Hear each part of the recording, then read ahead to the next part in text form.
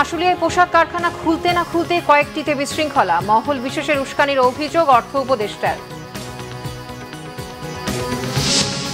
আন্দোলনে গুরুতর আহতদের দেখতে হাসপাতালে ডক্টর ইউনুস। গণ অভ্যুত্থানের স্মৃতি রক্ষায় গণভবনকে জাদুঘর করতে শিগগিরই কমিটি গঠন। সীমান্তে ফেলানির মতো হত্যাকাণ্ড আর দেখতে চান না স্বরাষ্ট্র উপদেষ্টা। বিজিবিকে বাংলাদেশিদের অনুপ্রবেশ ঠেকাতে বলেছে বিএসএফ। বিতর্ক তৈরি করে এমন কিছু করবে না সরকার। জাতীয় সঙ্গীত পরিবর্তন প্রশ্নে সাফ জানালেন ধর্ম উপদেষ্টা।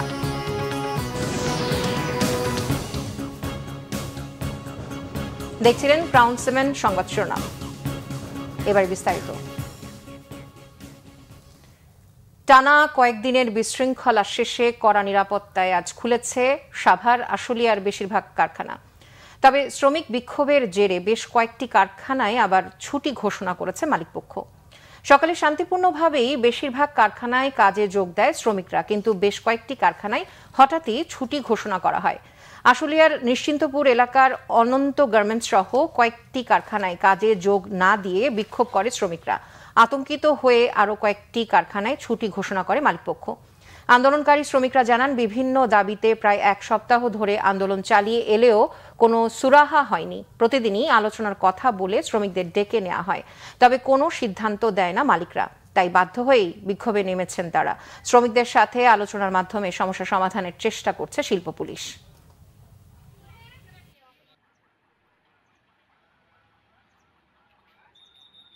ইন্ডিভিজুয়াল যেগুলো আছে আমরা বিজিএমকে প্রস্তাব দিচ্ছি, যেহেতু দাবি দেওয়াগুলো অনেকগুলি কাছাকাছি, তাহলে গ্রুপ ওয়াইজ সবাই একসাথে বসে 3 পক্ষ মিলে তারপর আপনার এটা সলিউশন করেন, তাতে করে আরো তাড়াতাড়ি প্রবলেমগুলো সলভ হবে। তারপর আমরা মাঠ পর্যায়ে যারা আছি আমরা প্রত্যেকটা ফ্যাক্টরি ঘুরে এই প্রবলেমগুলো সলভ করার চেষ্টা করছি। আমরা 1000 টাকা দাবি করছি, 1000 টাকা হাজিরা বোনাস। তারা তো বলতে পারে যে আমরা 700 দিব বা 800 দিব, কথা আছে না যে আমরা 800 টাকা দেই, তোমরা 200 এটা পরে দেখা যাবে, তোমরা কাজ করো। আশ্বাস আছে না 7টার পরে টিফিন বিল বলছে, তারা বলতে পারে যে আমরা 8টার পরে দিব, এটা কথা আছে না। এরকম কোনো কথাই তাদের নাই। এক সপ্তাহ ধরেই চলতেছে এরকমই, প্রতিদিন যাচ্ছি আর আইতাছি, আর এই প্রতিদিন এরকম এই যে হ্যারাসমেন্ট করতেছে, এটা কিন্তু মালিক পক্ষ আসলে ঠিক করতেছে না। এদিকে সাভার আশুলিয়ায় পোশাক কারখানার অস্থিরতা নিরসনে বিভিন্ন রাজনৈতিক দল সহযোগিতা করলেও এতে কারো কারো ইন্ধন রয়েছে বলেছেন অর্থ ও বাণিজ্য উপদেষ্টা ডক্টর সালেহ উদ্দিন আহমেদ। তবে পরিস্থিতির দ্রুত উন্নতির আশা তার। জানান, রাঘব বোয়ালদের ব্যাংক হিসাব জব্দ করা হচ্ছে, তাদের বিরুদ্ধে তদন্ত আরো জোরদার করা হবে। গোলাম মইনুল আহসানের রিপোর্ট।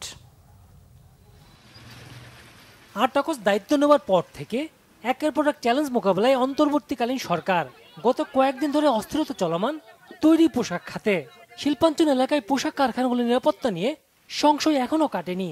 এমন প্রেক্ষাপটে শনিবার রাজধানীতে বাংলাদেশ ইনস্টিটিউট অব গভর্নেন্স ম্যানেজমেন্টের কর্মকর্তাদের সাথে বৈঠক করেন অর্থ বাণিজ্য উপদেষ্টা ডক্টর সালেহ উদ্দিন আহমেদ।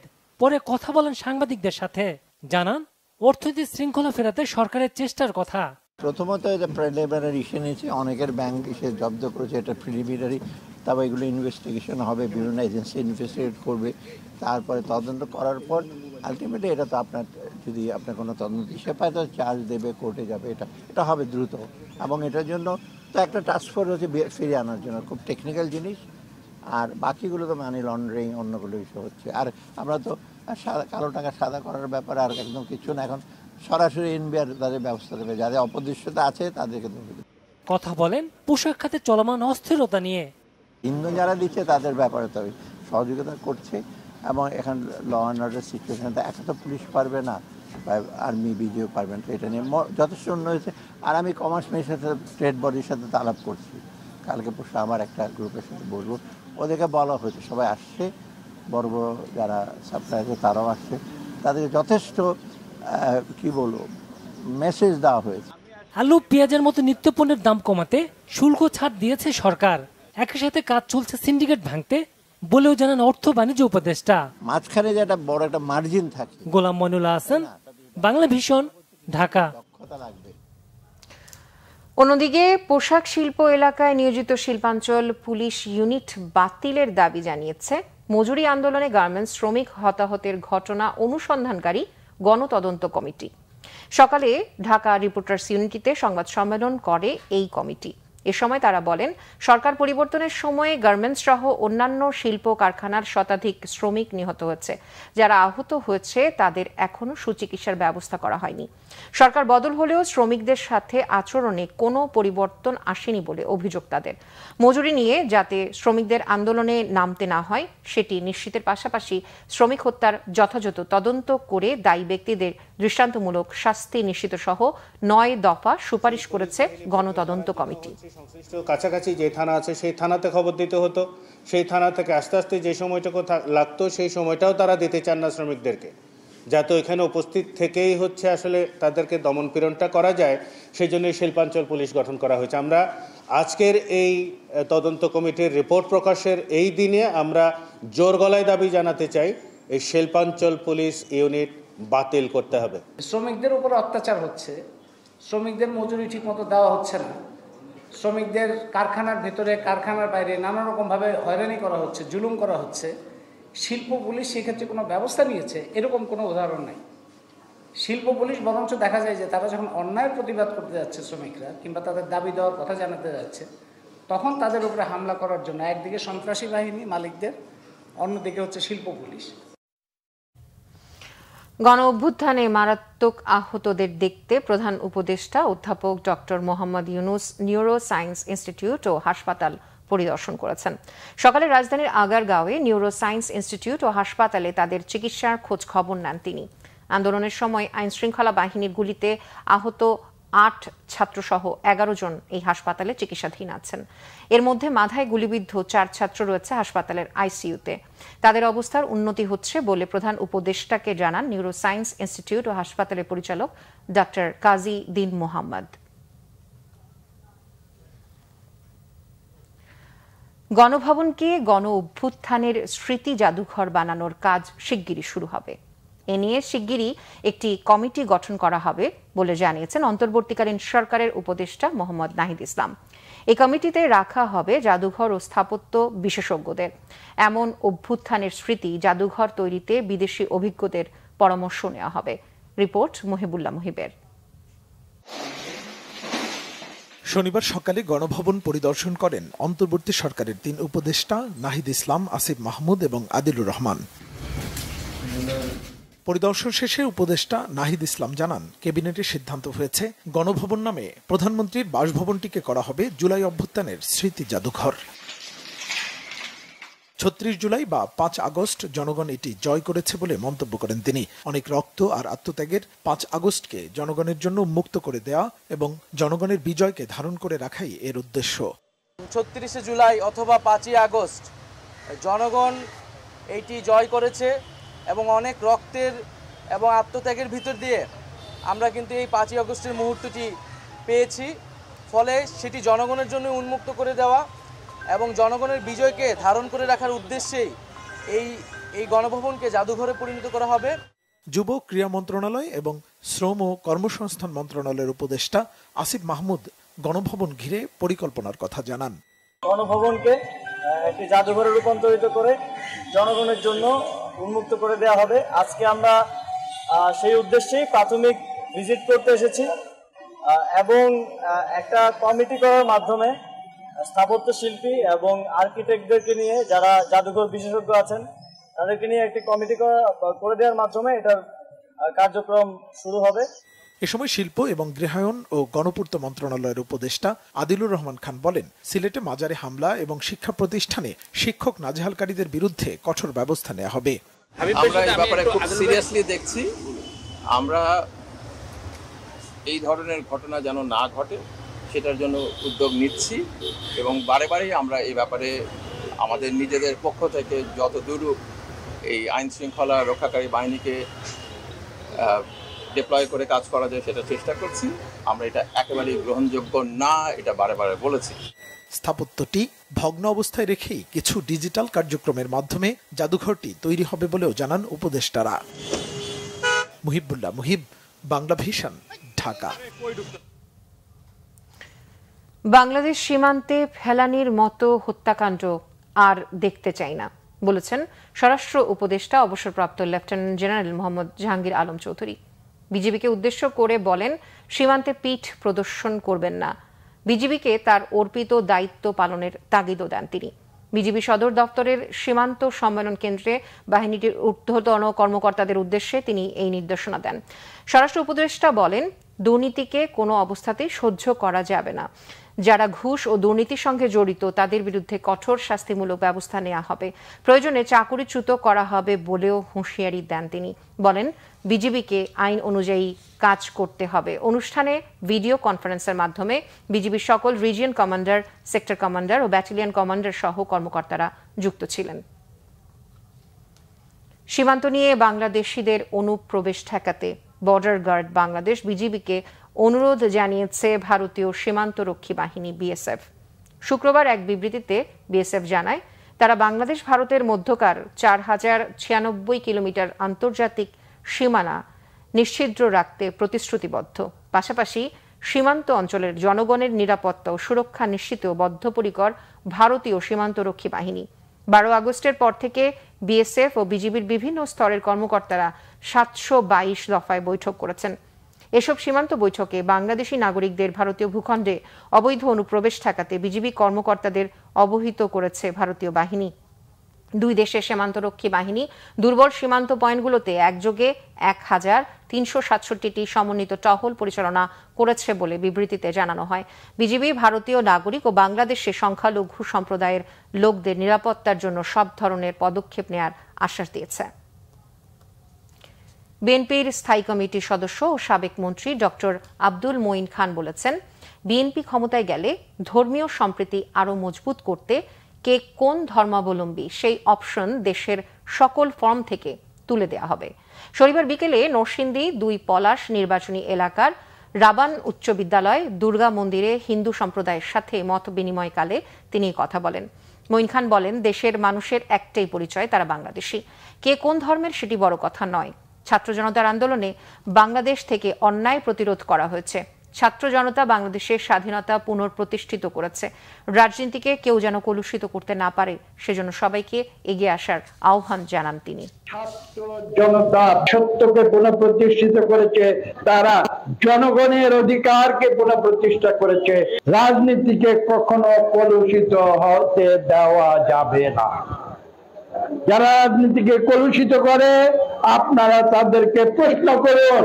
কথা বলার স্বাধীনতার জন্যই কিন্তু ছাত্র জনতা বুকে রক্ত ঢেলে দিয়েছে।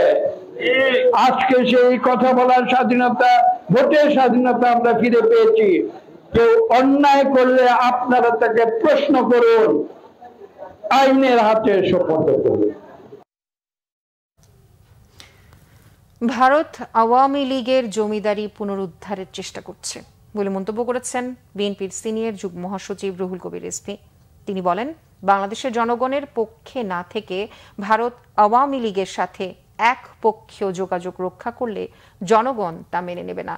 সকালে নার্সেস অ্যাসোসিয়েশন অব বাংলাদেশের 21তম প্রতিষ্ঠা বার্ষিকী উপলক্ষে শেরে বাংলা নগরে বিএনপির প্রতিষ্ঠাতা শহীদ রাষ্ট্রপতি জিয়াউর রহমান মাজারে শ্রদ্ধা জানান বিএনপির সিনিয়র যুগ্ম মহাসচিব রুহুল কবির রিজভী। এ সময় শহীদ জিয়ার আত্মার মাগফিরাত এবং দেশ ও জাতির সমৃদ্ধি কামনায় মোনাজাত করা হয়। পরে রিজভী সাংবাদিকদের বলেন, 2009 সালের পিলখানা হত্যাকাণ্ড ছিল দুরভিসন্ধিমূলক। এই হত্যাকাণ্ড নিয়ে প্যান্ডোরার বক্স খুলতে শুরু করেছে। দেশের নিরাপত্তা বিঘ্নিত করতে এই ঘটনায় বিদেশি হস্তক্ষেপ ছিল কিনা তা পুনঃ তদন্তে বেরিয়ে আসবে। বলেন, সুষ্ঠু ভোটের স্বার্থে কারো কাছে মাথা নত করবে না, এমন নির্বাচন কমিশনই চায় বিএনপি। বাংলাদেশ নিয়ে ভারতের প্রতিরক্ষা মন্ত্রীর বক্তব্যকে উদ্বেগজনক হিসেবে উল্লেখ করে তিনি বলেন, দুদেশের মধ্যে অনেক অমীমাংসিত বিষয় থাকলেও ভারতের উচিত বাংলাদেশের সার্বভৌমত্বকে শ্রদ্ধা করা। বঙ্গবন্ধুর কন্যা পালায় না, কত ইনিয়ে বিনিয়ে তিনি বলেছেন ওবায়দুল কাদের সাহেব। কোথায় আজকে শেখ মুজিবের কন্যা? শেখ হাসিনা যখন পালিয়ে গেলেন, এবারে বধূবরণের মতো বরণ করলেন ভারতীয় শাসক গোষ্ঠী। আপনারা কি নববধূকে সান্ত্বনা দেওয়ার জন্য, তার যে জমিদারি পুনরুদ্ধারের জন্য কোনো কাজ করছেন? তাহলে প্রতিরক্ষা মন্ত্রী এভাবে কথা বলছেন কেন? শেখ হাসিনা আজকে বাংলাদেশে নেই। এই কষ্ট, এই দুঃখ ভারতের নীতি নির্ধারকরা কি ভুলতে পারছেন না? আপনারা যদি ওয়ান ওয়ে ট্রাফিক হয়ে কোনো একটি বিশেষ ব্যক্তি এবং দলের প্রতি আপনাদের যদি যোগাযোগ থাকে বা যোগাযোগ রক্ষা করেন, তাহলে বাংলাদেশের মানুষ সেটিকে ভালোভাবে মেনে নিবে না। ধর্ম উপদেষ্টা ডক্টর ফম খালিদ হোসেন বলেছেন, বিতর্কের সৃষ্টি করে এমন কোনো সিদ্ধান্ত নেবে না অন্তর্বর্তীকালীন সরকার। সম্প্রতি জাতীয় সঙ্গীত পরিবর্তনের আলোচনা প্রসঙ্গে শনিবার রাজশাহীতে তিনি কথা বলেন। 3 দিনের সরকারি সফরে তিনি মাদ্রাসা ও মন্দির পরিদর্শন সহ স্থানীয় ধর্মীয় নেতাদের সাথে মত বিনিময় করবেন। ধর্ম বিষয়ক উপদেষ্টা বলেন, মসজিদ, মন্দির ও মাজারে হামলা গর্হিত কাজ। ধর্মীয় উপাসনালয়ে যারা হামলা চালায় তারা মানবতার শত্রু। রাজনৈতিক উদ্দেশ্য হাসিলের জন্য দেশে বিক্ষিপ্তভাবে সংখ্যালঘু সম্প্রদায় সহ ধর্মীয় উপাসনালয়ে হামলা হয়েছে। হামলাকারীদের বিরুদ্ধে প্রচলিত আইনে ব্যবস্থা নেওয়া হবে। আমরা হাত দেব না। আমরা হলাম ইন্টারিম গভর্নমেন্ট, অন্তর্বর্তীকালীন সরকার। আমাদের দায়িত্ব হচ্ছে ল অ্যান্ড অর্ডার সিচুয়েশনকে রেস্টোর করা, পলিটিক্যাল স্টেবিলিটি এনশিওর করা। মাদ্রাসার ছাত্রদেরকে এই পূজার সাথে সম্পৃক্ত করলে তারা মন্দির পাহারা দেবে, কেবল ষষ্ঠী থেকে নয়, এখন থেকে দেবে, এবং এই কার্যক্রম শুরু হয়েছে। তো আমি আশাবাদী সনাতনী ভাইয়েরা অত্যন্ত রিলিজিয়াস ফারবার, ধর্মীয় উদ্দীপনায় তারা দুর্গাপূজা পালন করতে পারবে। শীর্ষ সন্ত্রাসীদের জামিনে মুক্তিকে উদ্বেগজনক বলছেন সাবেক আইজিপি মোহাম্মদ নুরুল হুদা। তাদেরকে নজরদারিতে রাখতে আইন শৃঙ্খলা বাহিনীকে পরামর্শ তার। সিনিয়র আইনজীবী মঞ্জিল মোর্শেদও টপ টেররদের জামিনকে দেখছেন জনস্বার্থের জন্য মারাত্মক হুমকি হিসেবে। প্রয়োজনে রিভিউ করে ব্যবস্থা নেয়ার তাগিদ দেন তিনি। বিস্তারিত জানাচ্ছেন জিয়া খান।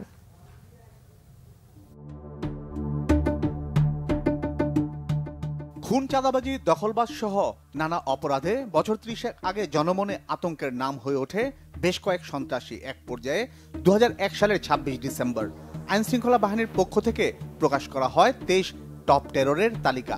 ধরিয়ে দিতে ঘোষণা করা হয় পুরস্কার। ঢাকার আন্ডারওয়ার্ল্ড কাঁপানো টপ টেররদের অনেকেই বিদেশ ফেরারি। কয়েকজনের 20 থেকে 25 বছর ঠাঁই ছিল কারাগারে। গেল 1 মাসে জামিনে মুক্তি মিলেছে তাদের কয়েকজনের। 3 সেপ্টেম্বর কাশিমপুর হাই সিকিউরিটি কারাগার থেকে বের হন রাজধানীর পূর্ব রাজাবাজার এলাকার শীর্ষ সন্ত্রাসী শেখ আসলাম ওরফে সুইডেন আসলাম। তাকে গ্রেফতার করা হয় 1997 সালে। তেজগাঁও এলাকার গালিব হত্যা সহ 9টি হত্যা মামলা রয়েছে তার বিরুদ্ধে। নানা অপরাধে আরও রয়েছে 13টি মামলা। 14 আগস্ট ঢাকা কেন্দ্রীয় কারাগার থেকে জামিনে মুক্ত হন সানজিদুল ইসলাম ইমন ওরফে কলাবাগান ইমন। 1998 সালে চিত্রনায়ক সোহেল চৌধুরীকে হত্যায় তার নাম আসার পরই আন্ডারওয়ার্ল্ডে রাজত্ব শুরু করেন ইমন। তার বিরুদ্ধে রাজধানীর বিভিন্ন থানায় রয়েছে 30টির বেশি মামলা। 13 আগস্ট কাশিমপুর হাই সিকিউরিটি কারাগার থেকে মুক্ত হন আব্বাস উদ্দিন ওরফে কিলার আব্বাস। রাজধানীর কাফরুল, কচুক্ষেত ও ইব্রাহিমপুর এলাকার আন্ডারওয়ার্ল্ডের এক সময়ের ডন আব্বাসের বিরুদ্ধে 6টি হত্যা সহ 10টি মামলা চলমান। জামিন হয়েছে সবকটিতেই। 12 আগস্ট ঢাকা কেন্দ্রীয় কারাগার থেকে মুক্তি মেলে ফ্রিডম রাসু ও পিচ্চি হেলালের। রাসুর বিরুদ্ধে পুলিশ কর্মকর্তা হত্যা সহ 13টি মামলা রয়েছে। 2001 সালে মোহাম্মদপুর থেকে গ্রেফতার করা হয় পিচ্চি হেলালকে। তার বিরুদ্ধে 4টি হত্যা সহ মামলা রয়েছে 8টি। একই দিন মুক্তি পান টিটন। গেল 1 মাসে একের পর এক শীর্ষ সন্ত্রাসীদের কারামুক্তি কিভাবে দেখছেন বিশেষজ্ঞরা? দুটো কাজ, একটা তাদের নজরদারির মধ্যে রাখা, আর একটা তাদের বিরুদ্ধে যে কেসগুলো চলছে সেগুলো সরকারি তরফে এগুলোকে পার্সু করতে হবে এবং চেষ্টা করতে হবে যাতে তাদের সাজা হয়। তবে নিশ্চয়ই এই অনেক শীর্ষ সন্ত্রাসীর বেরিয়ে আসাটা উদ্বেগজনক। যারা শীর্ষ সন্ত্রাসী তারা কি এই স্বাভাবিক জীবনযাত্রা ব্যাহত করবে না? অবশ্যই করবে, কারণ সেই অভিজ্ঞতাই তো আমাদের আছে। এখন এই পরিস্থিতিতে হঠাৎ করে কিভাবে তারা জামিন পেল, এখানে প্রসিকিউশনের কি ব্যর্থতা আছে বা কি ধরনের আন্ডারস্ট্যান্ডিং হলো, এগুলো কিন্তু খুবই অ্যালার্মিং। জননিরাপত্তা হুমকিতে পড়লে রাষ্ট্র যে কোনো সময় যে কোনো সিদ্ধান্ত নেওয়ার ক্ষমতা রাখে, অভিমত তাদের।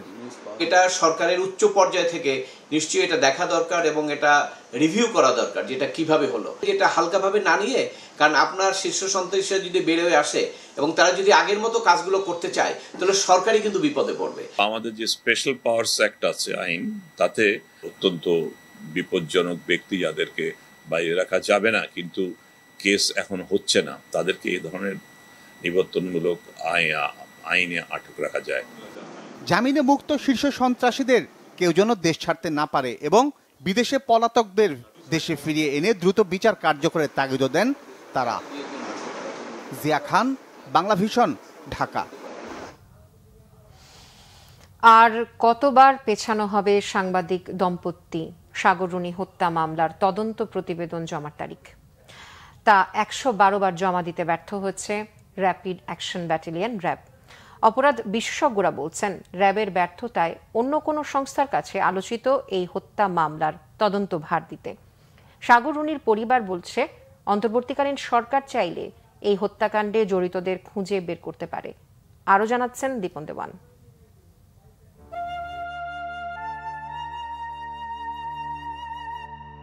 2012 সালের 11 ফেব্রুয়ারি রাজধানীর পশ্চিম রাজাবাজারের বাসায় নৃশংসভাবে খুন হন সাংবাদিক দম্পতি সাগর সরোয়ার ও মেহেরুন রুনি। 48 ঘন্টার মধ্যে যাতে করে এই হত্যাকারীদের যাতে ধরা যায়। এই হত্যার ঘটনায় রাজধানীর শেরেবাংলা নগর থানায় মামলা করেন রুনির ভাই নওশের আলম। প্রথমে মামলার তদন্ত করে শেরেবাংলা নগর থানার পুলিশ। 4 দিন পর মামলার তদন্ত ভার যায় গোয়েন্দা বিভাগের কাছে। দায়িত্ব পাওয়ার 62 দিনের মাথায় 2012 সালের 18 এপ্রিল হাইকোর্টে ব্যর্থতা স্বীকার করে ডিবি। আদালতে র্যাবকে মামলাটি তদন্তের নির্দেশ দেন। এরপর যুক্তরাষ্ট্রের ডিএনএ পরীক্ষার নামে চলে কালক্ষেপণ। র্যাব আসলে এত বছর তদন্ত করে আমি মনে করি আগে যারা ছিল তারা মূলত আসলে এই মামলা ধামাচাপা দেওয়ার কাজটি করেছে। আমরা চাই আসলে যারা এটা আসলে পারবে, যারা প্রকৃত তদন্তের মাধ্যমে খুনিদের বের করে আনতে পারবে, যারা সুষ্ঠু তদন্ত করতে পারবে, সেই ধরনের কোনো একটা যেন তদন্তকারী সংস্থা সেটা তদন্ত করে। এবং সরকার যদি আসলে এই ব্যাপারে আন্তরিক হয় তাহলে তারাই ঠিক করবেন যে কারা প্রকৃত তদন্তের মাধ্যমে, কোন সংস্থা প্রকৃত তদন্তের মাধ্যমে এটার প্রকৃত খুনিদের বের করতে পারবে, সেটা র্যাব হোক বা অন্য কোনো সংস্থা হোক। আমরা আসলে সুষ্ঠু বিচার চাই। সাগর রুনি হত্যার ঘটনায় এখন পর্যন্ত 8 জনকে গ্রেফতার করা হয়। বর্তমানে 2 জন জামিনে, বাকি 6 জন কারাগারে। র্যাবের 4 জন সহ 6 কর্মকর্তা মামলাটি তদন্ত করছেন। র্যাপিড অ্যাকশন ব্যাটালিয়নের তরফ থেকে যদি কোনো ঘাটতি কিংবা ব্যর্থতা থেকে থাকে, এবং আমরা দেখলাম যে তারা অনেকবার সময় নিয়েছেন এবং তারা সেই কারণটা উদ্ঘাটন করতে পারেন, সেক্ষেত্রে রাষ্ট্রের নীতি নির্ধারণী সংস্থা মন্ত্রণালয় থেকে তারা সিদ্ধান্ত নিয়ে বলতে পারেন যে এটা পিবিআই কিংবা ধরেন যে সিআইডি তারা এটা তদন্ত করুক। তদন্ত করে তাদেরকে একটা সময় বেঁধে দেওয়া হোক যে এই সময়ের ভিতরে তারা তদন্ত করে কারা এটার পেছনে ছিলেন তাদেরকে বের করে কারণগুলো উদ্ঘাটন করা হোক এবং তাদেরকে বিচারের আওতায় নিয়ে আসা হোক। আইনশৃঙ্খলা বাহিনীর বিভিন্ন ইউনিটের তদন্ত কর্মকর্তাদের এ ব্যাপারে সহযোগিতা নেওয়া যেতে পারে বলেও মনে করেন এই অপরাধ বিশ্লেষক। দীপন দেওয়ান, বাংলা ভিশন, ঢাকা। বিএনপির আগামীর রাজনীতি হবে বাংলাদেশের মানুষ ও তারুণ্যের আশা আকাঙ্ক্ষা আর প্রত্যাশাকে প্রাধান্য দিয়ে, বলেছেন দলের স্থায়ী কমিটির সদস্য আমির খসরু মাহমুদ চৌধুরী। শনিবার দুপুরে খাগড়াছড়ির দীঘিনালার মেরুং উচ্চ বিদ্যালয় মাঠে কেন্দ্রীয় স্বেচ্ছাসেবক দলের উদ্যোগে বন্যায় ক্ষতিগ্রস্তদের মাঝে ত্রাণ বিতরণকালে তিনি কথা বলেন। আমির খসরু আরও বলেন, দেশের মানুষের সমস্যাকে চিহ্নিত করে বিএনপি জনগণকে সাথে নিয়ে তার সমাধানের রাজনীতি করেছে, আগামীতেও করবে। বিএনপির রাজনীতির শক্তি জনগণ। পরে জেলা সদরে কেন্দ্রীয় স্বেচ্ছাসেবক দলের উদ্যোগে বন্যায় ক্ষতিগ্রস্তদের মাঝে ত্রাণ বিতরণ শেষে মুক্তমঞ্চে জেলা বিএনপির সম্প্রীতি সমাবেশে যোগ দেন তিনি। শেখ হাসিনা পলায়ন করার পরে বাংলাদেশে একটি নতুন যুগের সূচনা হয়েছে, তাই না? আমরা একটা আগামীর বাংলাদেশের স্বপ্ন দেখছি না? এই আগামীর বাংলাদেশের রাজনীতি হবে কিন্তু ভিন্ন। আগামী বিএনপির বাংলাদেশের রাজনীতি হবে বাংলাদেশের মানুষকে নিয়ে, বাংলাদেশের মানুষের প্রত্যাশা নিয়ে, বাংলাদেশের মানুষের আকাঙ্ক্ষা নিয়ে, বাংলাদেশের মানুষের সমস্যা নিয়ে, বাংলাদেশের মানুষের ভবিষ্যৎ নিয়ে, বাংলাদেশের ভবিষ্যৎ নিয়ে এই নতুন রাজনীতি আমরা করতে যাচ্ছি। অবিভক্ত ঢাকা সিটি কর্পোরেশনের সাবেক মেয়র বীর মুক্তিযোদ্ধা মরহুম সাদেক হোসেন খোকা ফাউন্ডেশনের উদ্যোগে নোয়াখালীর চাটখিলে 500 পরিবারের মাঝে ত্রাণ বিতরণ করা হয়েছে। সাদেক হোসেন খোকার ছেলে বিএনপি নেতা ইঞ্জিনিয়ার ইশরাক হোসেন শনিবার দুপুরে চাটখিল উপজেলার নোয়াখালা ইউনিয়নের সিংবাহুড়া গ্রামের রোকেয়া মঞ্জিলে এই ত্রাণ বিতরণ করেন। ইউএস চ্যারিটি ফর বাংলাদেশের চেয়ারম্যান পরাণ চৌধুরীর ব্যবস্থাপনায় ত্রাণ বিতরণী অনুষ্ঠানে বিশিষ্ট সমাজসেবক মুজিবুল হক চৌধুরী সহ বিএনপি, ছাত্রদল ও যুবদল নেতারা উপস্থিত ছিলেন।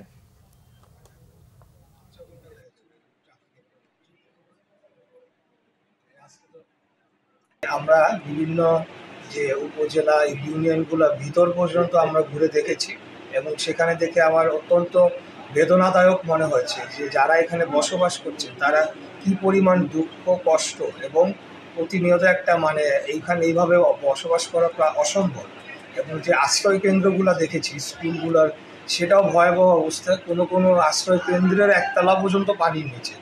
আমি অত্যন্ত মর্মাহত এবং আমি বলতে চাই যে দেশবাসী যারা বন্যা দুর্গত তাদের পাশে রয়েছেন এবং আমরা আমাদের জায়গা থেকে যার জায়গা থেকে আমরা সহযোগিতার হাত বাড়িয়ে দিব, এটাই কাম্য। এবং আমি ব্যক্তিগতভাবে সেই কাজটি করে চলেছি এবং আগামীতেও করে যাচ্ছি। দেশের বিভিন্ন জায়গায় ত্রাণ বিতরণ সহ বিএনপির আরও কিছু কর্মসূচি নিয়ে এখন একটি ডেস্ক রিপোর্ট। দীর্ঘ 4 বছর কারাভোগের পর নিজ নির্বাচনী এলাকায় পা রাখলেন বিএনপি নেতা সাতক্ষীরা 1 আসনের সাবেক এমপি হাবিবুল ইসলাম হাবিব। সকালে ঢাকা ধানমন্ডির বাসা থেকে নেতাকর্মীদের বিশাল গাড়ি বহর নিয়ে নির্বাচনী এলাকায় পৌঁছেন তিনি। তালা উপজেলা বিএনপির আয়োজনে কুমিরা হাই স্কুল মাঠে হাবিবকে সংবর্ধনা দেওয়া হয়। 2002 সালে সাতক্ষীরার কলরোয়ায় তৎকালীন প্রধানমন্ত্রী শেখ হাসিনার গাড়ি বহরে হামলা মামলায় হাবিবুল ইসলাম হাবিবকে 70 বছর কারাদণ্ড দেওয়া হয়। বিএনপির কেন্দ্রীয় ভাইস চেয়ারম্যান অ্যাডভোকেট নিতাই রায় চৌধুরী বলেছেন, হামলা, লুটপাট, বিশৃঙ্খলা সৃষ্টিকারীদের বিরুদ্ধে কঠোর অবস্থানে থাকবে তার দল। মাগুরায় সদর উপজেলা সত্যজিৎপুর মহাশ্মশান আশ্রম প্রাঙ্গণে শান্তি সুরক্ষা সম্প্রীতি সমাবেশে তিনি একথা বলেন। বিএনপির যুগ্ম মহাসচিব সৈয়দ এমরান সালে প্রিন্স বলেছেন, জনগণের রাজনীতিকে ধ্বংস করে আওয়ামী লীগ গণহত্যাকারী ও গণধিকৃত দলে পরিণত হয়েছে। ময়মনসিংহের হালুয়াঘাটে বিএনপির কর্মী সমাবেশে তিনি একথা বলেন।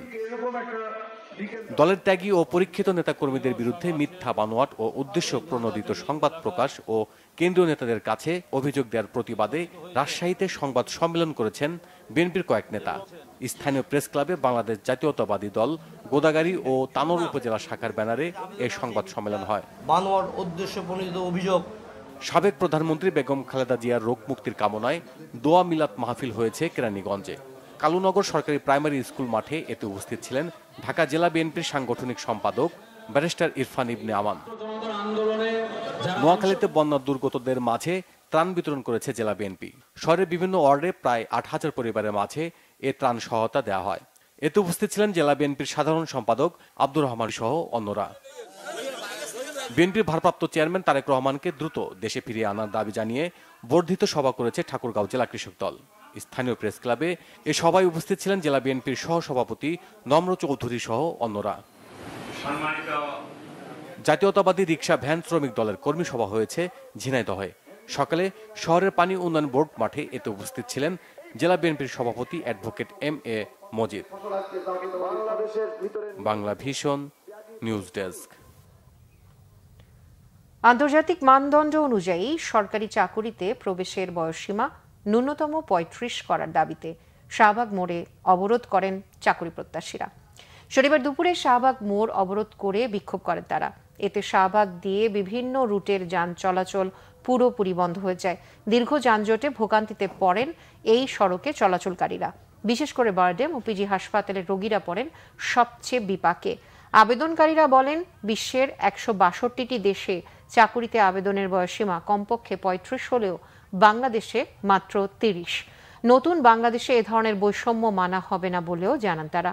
দীর্ঘ 12 বছর ধরে যৌক্তিক আন্দোলনে বিগত স্বৈরাচারী আওয়ামী সরকার আন্দোলনকারীদের মামলা ও নির্যাতন করেছে বলে জানান তারা। অবিলম্বে দাবি মেনে না নিলে আরো কঠোর আন্দোলনের ঘোষণা দেন তারা। শাহবাগে আসতে জাস্ট 14 কিলোমিটার রাস্তা, নরমালি 20 মিনিটস লাগে, বাট 2 ঘন্টা হয়ে যাচ্ছে। এখনো আমি বুঝতেছি না সামনে কি সমস্যা। 1.5 ঘন্টার মতো জ্যামে পড়ে রয়েছি। অসুস্থ রোগী আছে আমার গাড়ির মধ্যে, যেতে পারতাছি না। নিরপেক্ষ যৌক্তিক সরকার আমরা চাই এটার সমাধান করি। আমাদের চাকরিতে বয়সসীমা 35 করুক। উপদেষ্টা বরাবর আমরা একটা স্মারকলিপি দিয়েছি যে আমরা বয়স বৃদ্ধি 35 করতে চাই। তাদের ওখান থেকে আমাদেরকে মূলত আশ্বাস করা হয়েছে যে এই বিষয়ে তারা চিন্তা ভাবনা করে দেখবে, কিন্তু এখনো আমরা প্রজ্ঞাপন আকারে কোনো আদেশ পাইনি। আমাদের কেন এই সরকারকে বলতে হবে? আমরা কেন এখানে এসে দাঁড়াবো? সরকারের নিজে থেকেই তো উচিত আমাদের কাছে এসে বলা যে না, তোমরা দীর্ঘদিন বিগত সরকারের আমলে তোমরা যে জেলের শিকার হয়েছো, জুলুমের শিকার হয়েছো। আমাদের 27 বছর যদি অনার্স পাস কমপ্লিট করতে লাগে আর 3 বছর আমরা চাকরির ক্ষেত্রে বয়স সীমা যেহেতু আমাদের 30, সেক্ষেত্রে শুধু আমরা 3 বছর পেয়ে থাকি। সেখানে এই 3 বছরটা আমাদের চাকরির ক্ষেত্রে যোগ্যতা আমাদের খুব সীমিত হয়ে যায়। এবার আরো কিছু খবর নিয়ে একটা ডেস্ক রিপোর্ট। বিএনপির যুগ্ম মহাসচিব সৈয়দ এমরান সালে প্রিন্স বলেছেন, ভারতের প্রতিরক্ষা মন্ত্রীর বক্তব্যে প্রমাণিত হয় তারা বাংলাদেশের ছাত্র গণবিপ্লবকে মেনে নিতে পারছে না। শনিবার বিকেলে ময়মনসিংহের হালুয়াঘাট উপজেলার দুরাইল দাখিল মাদ্রাসা মাঠে দুরাইল ইউনিয়ন বিএনপি ও অঙ্গ সহযোগী সংগঠনের কর্মী সমাবেশে তিনি এসব কথা বলেন। তিনি বলেন, বাংলাদেশে এমন কোনো পরিস্থিতি হয়নি যেখানে ভারতীয় সেনাবাহিনীকে পরিস্থিতি বিশ্লেষণ করতে হবে।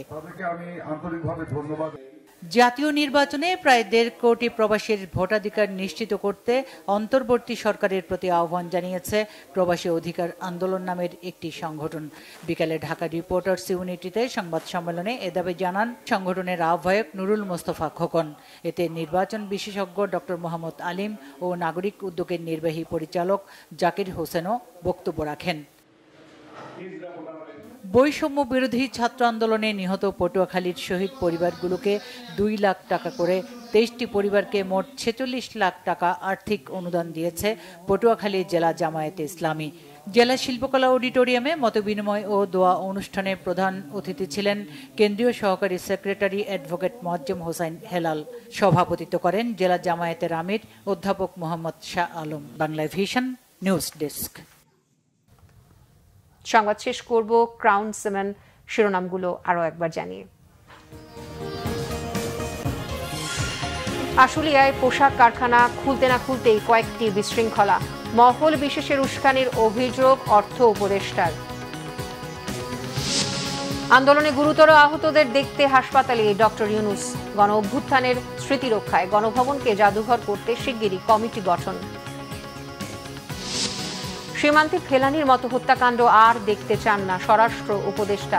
বিজেপিকে বাংলাদেশিদের অনুপ্রবেশ ঠেকাতে বলেছে বিএসএফ। বিতর্ক তৈরি করে এমন কিছু করবে না সরকার।